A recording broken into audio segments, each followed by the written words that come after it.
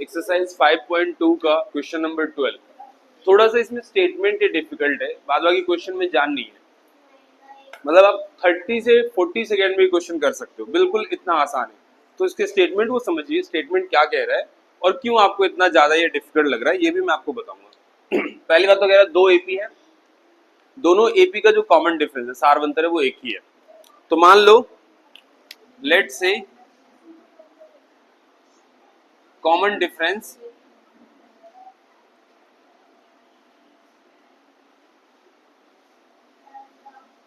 D माना सारवंतर D है।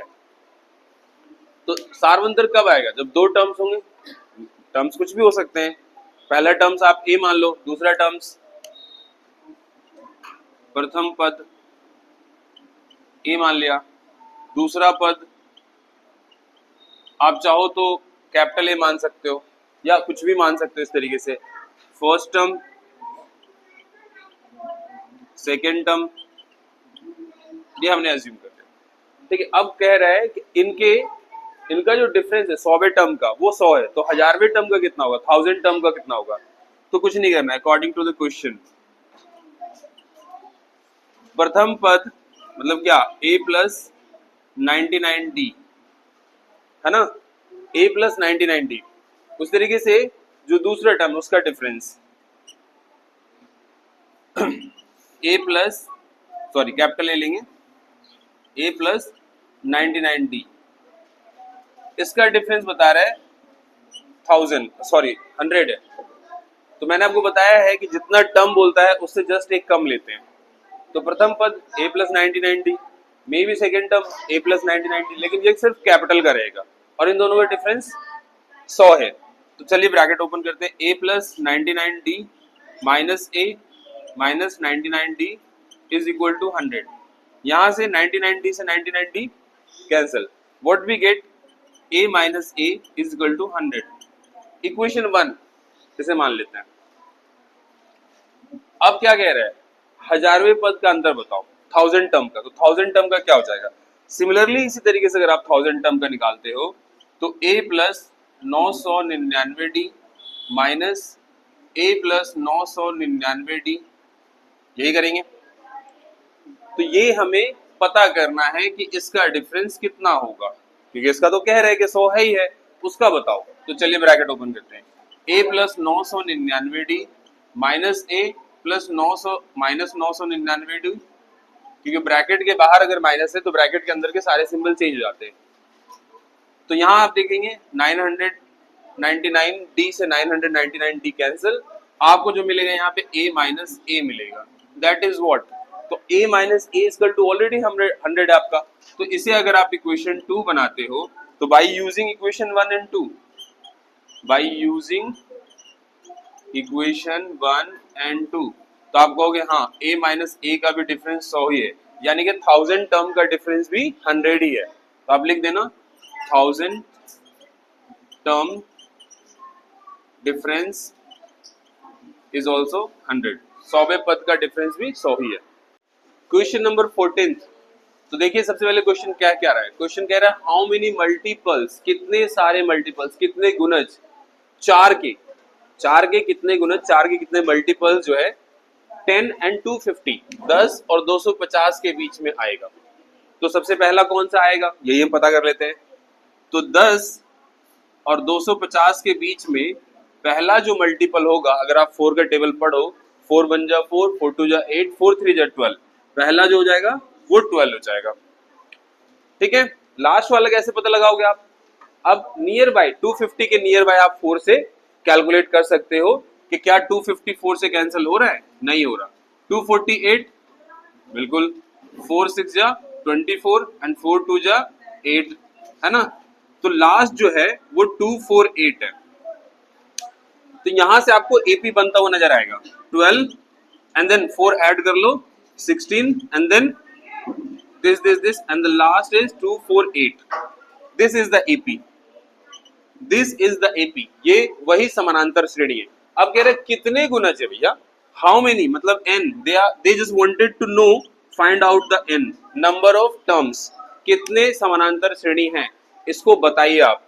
तो बहुत ही आसान है, कुछ नहीं करना है, बिल्कुल हलवा क्वेश्चन है ये, इजी क्वेश्चन है। यहां से आप देखेंगे a की वैल्यू क्या आ रही है, दैट इज 12, d की value a2 minus a means 16 minus 12 that is 4 and an that is 248 arithmetic number. ठीक है, अब हमें फाइंड आउट क्या करना है, n, ठीक है, नंबर ऑफ टर्म्स। तो चलिए बना बनाया रेडीमेड फॉर्मूला है, रख देते हैं an is equal to a plus n minus 1 into d. इसमें हम वैल्यू पुट कर देते हैं, n की वैल्यू 248, a की वैल्यू 12 प्लस n ही तो ढूंढना है, n माइनस 1, d की वैल्यू 4, 12 को प्लस में ना इधर आप उधर ट्रांसफर कर लीजिए, 248 माइनस 12 एंड यहाँ 4 से n का करेंगे 4n, 4 का 1 से करेंगे माइनस 4, यहाँ पे आप सब्ट्रैक्ट कर लीजिए, 8 आउट ऑफ 2 6, 4 आउट ऑफ 1 3, 2 3 6, इस 4 को भी उधर बुलाइए, 4n, 4 को क्यों बुला रहे हैं, 2 3 6 is also number, 4 is also number, दोनों संख्या है, तो ये आपको मिल जाएगा यहाँ से 240 एंड अपॉन में 4 मल्टीप्लाई 4 और n का, तो उधर जाके डिवीजन में 4 6 जा 24, सो n इज 60। तो भैया 4 के जो है ना 4 के गुणज वाले कितनी संख्या आएंगे, 10 और 250 के बीच में 60। ठीक है, क्वेश्चन नंबर 17 एक्सरसाइज 5.2 का। बच्चे कह रहे हैं सर बहुत ज्यादा ट्रिकी है, डिफिकल्ट लग रहा है उन्हें, क्योंकि कुछ स्टेटमेंट ऐसा दे दिया है। तो चलिए सबसे पहले हम इसको एनालिसिस कर लेते हैं। सबसे पहले जो क्वेश्चन को हम अच्छे से कॉन्सेप्चुलाइज कर लेते हैं। क्या कह रहे हैं क्वेश्चन कह रहा है 20 टर्म निकालिए। 253 से पहली बात तो 253 कोई टर्म नहीं है, ये an है, अर्थमेटिक नंबर ऑफ प्रोग्रेशन है, तो ये an है। यहाँ हम देख लेते हैं a की वैल्यू जो है 3 है, d की value 8 minus 3, a2 minus a1, तो दैट विल बी 5, और an जो हमारा है वो 253 है। बिल्कुल 30 सेकेंड में आप ये क्वेश्चन कर पाएंगे, बिल्कुल 30 सेकेंड में, बिल्कुल कोई ट्रिक नहीं है इसमें, बहुत ही आसान क्वेश्चन है ये।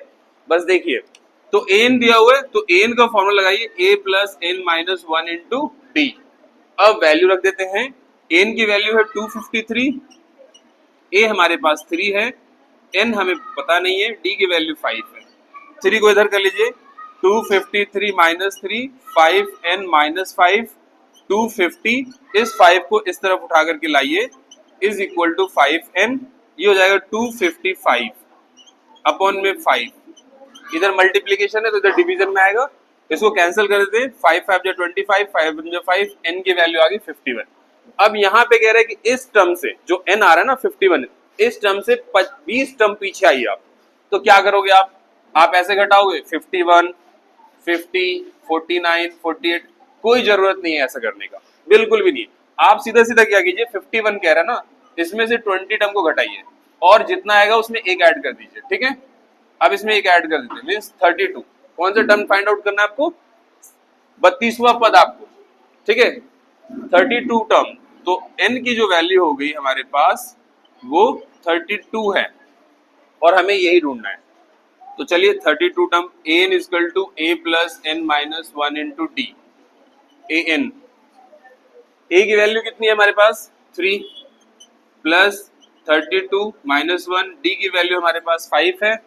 ठीक है, अब बड़े ही आसानी से क्वेश्चन बनने वाला है, 3 प्लस 32 में से 1 चला जाएगा, 31 into 5, an is equal to 3 plus 5 1 जा 5, 5 3 जा 15, 155 और 3 158।